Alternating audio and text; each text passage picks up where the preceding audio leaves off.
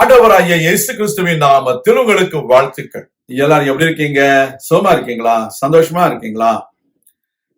இந்த நாளிலும் ஆண்டவர் கொடுக்கிற ஆசீர்வாதமான வார்த்தை நீதிமொழிகள் 21 அதிகாரம் 5வது வசனம். Proverbs chapter 21 verse 5. ஜாக்கிரதை உள்ளவனுடைய நினைவுகள் செல்வத்துக்கும் பதறுகிறவனுடைய நினைவுகள் தரித்திரத்துக்கும் ஏதுவாகும். அருமையான தேவனுடைய பிள்ளைகளே, நாம் ஜாக்கிரதையா இருக்கும் பொழுது நாம் செல்வத்தை சம்பாதிக்கிறவர்களாய் காணப்படுகிறோம்.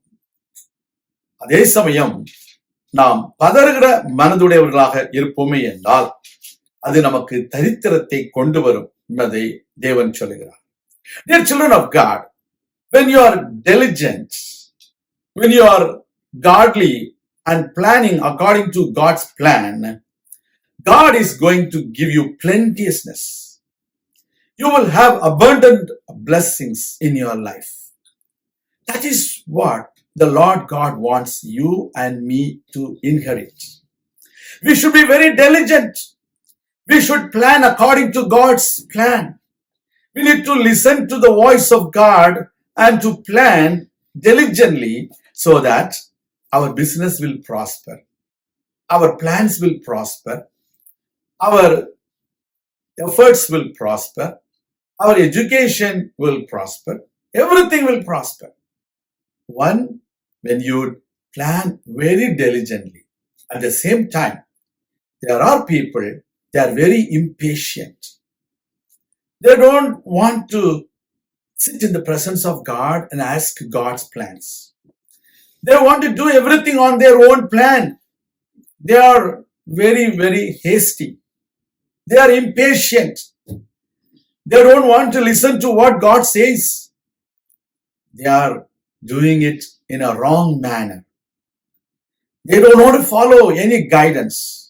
They don't want to follow the instructions of the people, those who have been experienced in that same business. They are very impatient and they are very hasty in taking decisions.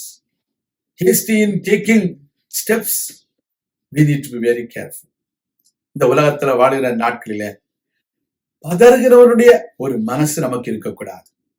நாம் எல்லாவற்றையும் நிதானித்து செயல்பட வேண்டும்.